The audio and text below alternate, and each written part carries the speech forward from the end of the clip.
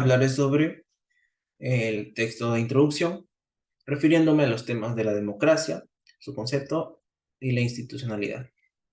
Bueno, ¿qué entendemos por democracia? La democracia es el sistema político que defiende la soberanía del pueblo y el derecho de éste a elegir y controlar a sus gobernantes.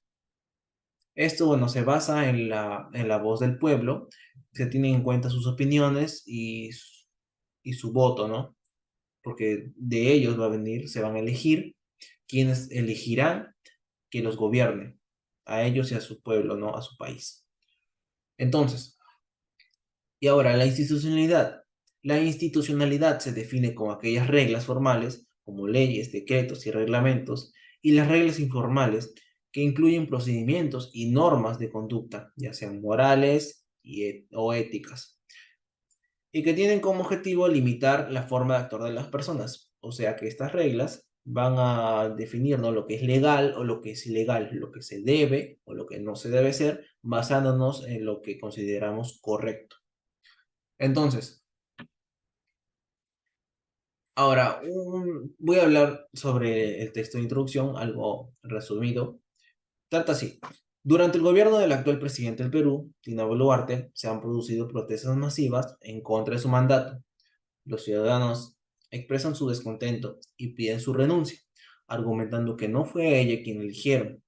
Las protestas se tornaron violentas, lo que llevó a la intervención de las Fuerzas Armadas y la policía. Esto resultó en tragedias y violaciones a los derechos humanos, incluyendo el uso excesivo de la fuerza por parte de los militares. La CID, Comisión Interamericana de Derechos Humanos, ha investigado estas violaciones.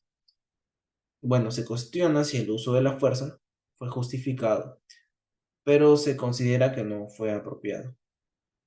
Entonces,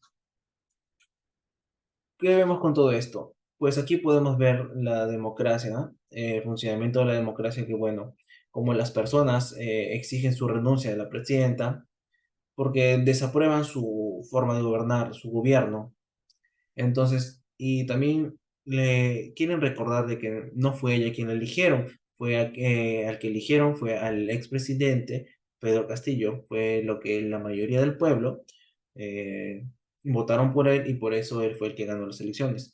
Pero tras lo sucedido, lo que ya todos conocemos, fue por consiguiente la actual presidente fue la que tomó el cargo, ¿no? Dina Boluarte. Entonces, y acá también podemos ver la institucionalidad, pues todo debido a que bueno, hay ciertas reglas y estas reglas nos indican de que no fue correcto pues lo que hizo la policía, ¿no? Porque la policía, las Fuerzas Armadas están para proteger a las personas, a los ciudadanos. Entonces que aplicar la fuerza excesiva no estuvo para nada bien, porque esto no debería funcionar así. La policía, las Fuerzas Armadas están para proteger al pueblo, no para dañarlo, no para lastimarlo. En primer lugar, las manifestaciones en nuestro país trajeron graves violaciones a los derechos humanos. La CIDH, o conocida como la Comisión Interamericana de Derechos Humanos, manifiesta que recibió múltiples quejas de la falta de preocupación de los agentes del Estado, dando como resultado el enfrentamiento entre ambas partes. De acuerdo a esto, según la información recibida por los departamentos de Lima, Arequipa y Cusco, se logró confirmar que por la alta tasa de fallecidos como personas heridas, las autoridades usaron la fuerza para poder terminar con la situación, pero solo lograron afirmar y dejarnos como un país que utilizó la fuerza para crear más violencia. En segundo lugar, no consideramos correcta la aplicación excesiva de la fuerza en función del control de las manifestaciones, puesto que esto concibe el quebrantamiento de los conceptos fundamentales de ciudadanía. En primera instancia, es preciso rememorar la definición que presenta Sabater de ciudadanía democrática. En cita mismo, en su libro presentado en el año 2007, ciudadanía democrática es la forma de organización social de los iguales tanto en derechos como deberes, mas no en raza, género, cultura y capacidades tanto intelectuales como físicas u la orientación religiosa. A partir de ello, podemos inferir que en la concepción de ciudadanía, para que la misma exista, la igualdad en la asignación de derechos y deberes debe prevalecer, omitiendo con ello la diversidad que pueda existir en dicha comunidad como un regidor de su condición de ciudadanos. Sosteniendo lo previamente mencionado, resaltamos que un ciudadano posee derechos y deberes, entre los que reluce la libertad de expresión como un derecho humano intrínseco y el derecho a la información.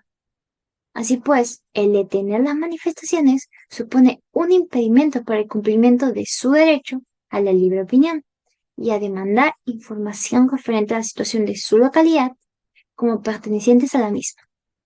Asimismo, además de derechos como participantes de la situación política de un país, un ciudadano posee el derecho a la vida, la seguridad y la salud, mismos contra los que se atenta al aplicar la excesiva fuerza para detener su actuar.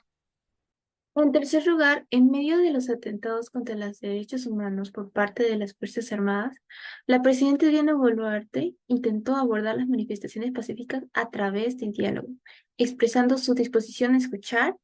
Sin embargo, los manifestantes buscaban más palabras y seguían sin ser escuchados. A medida que el tiempo pasaba, el número de muertes aumentaba. Un grupo de estudiantes de la Universidad Mayor de San Marcos brindó refugio a los manifestantes de la universidad, pero fueron violentamente expulsados por la Policía Nacional del Perú. Aunque la presidenta se disculpó, las acciones no fueron apropiadas y no se utilizó el diálogo como recurso efectivo.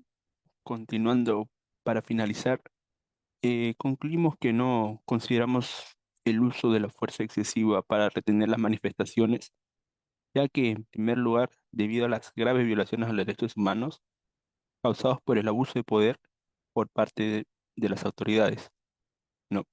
En segundo lugar, por la aplicación de fuerza excesiva por parte de las autoridades al querer tomar el control de las manifestaciones, ya que esto se concibe como violación de los derechos y libertad de expresión de los ciudadanos. Y, por último, porque los atentados contra las manifestaciones son mal vistos por la CIDH, debido a diferentes sucesos ocurridos en las últimas manifestaciones. Debemos mencionar que todos los peruanos tenemos el derecho de dar a conocer nuestra postura cuando vemos que algún sector del gobierno no está ejerciendo un buen trabajo. Pero también debemos reclamar esto de manera pacífica sin concurrir a la violencia ni al vandalismo. Además, creemos correcto el actuar del gobierno frente a estos tipos de casos al enviar fuerzas del orden para vigilar que las manifestaciones se desarrollen de manera pacífica. Sin embargo, toleramos el abuso de poder por parte de la fuerza del orden, ya que, vuelvo a reiterar, nosotros tenemos todo el derecho de protestar cuando nuestras autoridades fallan. Muchas gracias.